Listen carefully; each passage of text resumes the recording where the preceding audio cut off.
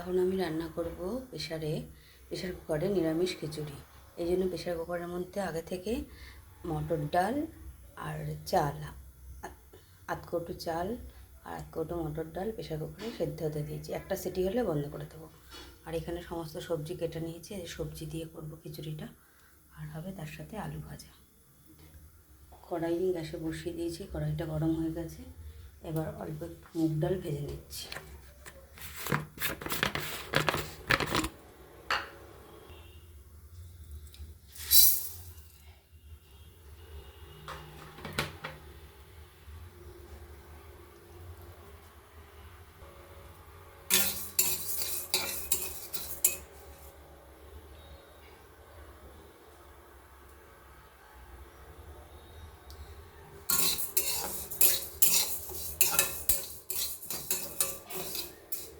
মুগ ডালটা ভালো করে ভাজা হয়ে গেলে, একটু লাল লাল ভাজা হয়ে গেলে নামিয়ে নিচ্ছি।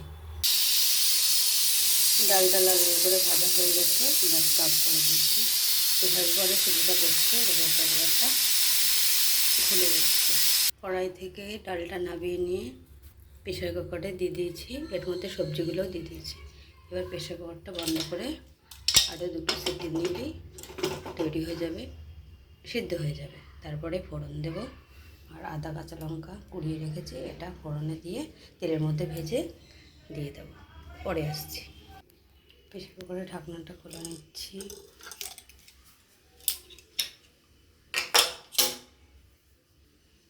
দেখো এখানে চাল ডাল সবজি সবই সেদ্ধ হয়ে গেছে। এবার এর মধ্যে একে একে নুন,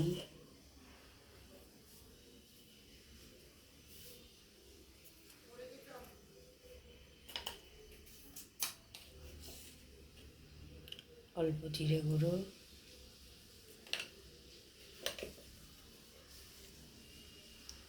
হলুদ গুঁড়ো আর একটু চিনি দিয়ে দিচ্ছি। এবার এটাকে নাড়িয়ে আবারও একটা সিটি দিয়ে নেবো ঢাকা দিয়ে।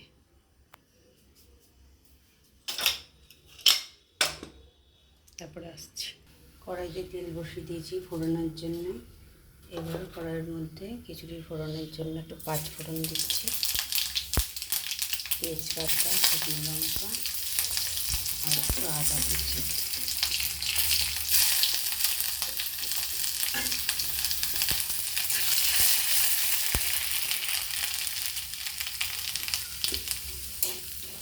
ফোড়নটা আমার দেওয়া হয়ে গেছে। এবার এটা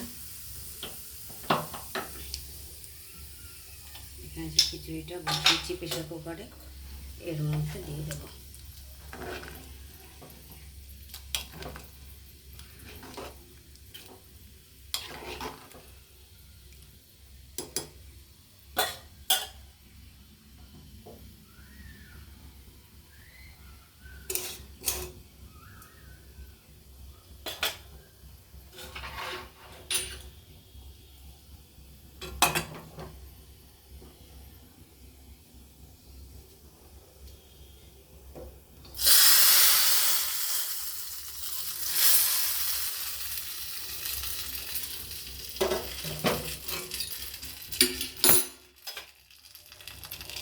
ফোড়নটা আমার দেওয়া হয়ে গেছে।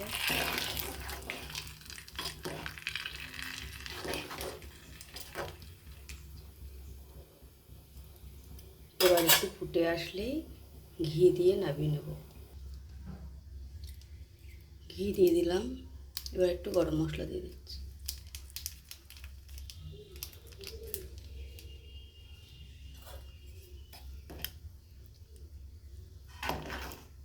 ভালো করে নাড়িয়ে ঢাকা দিয়ে রাখলে সুন্দর সেন্ট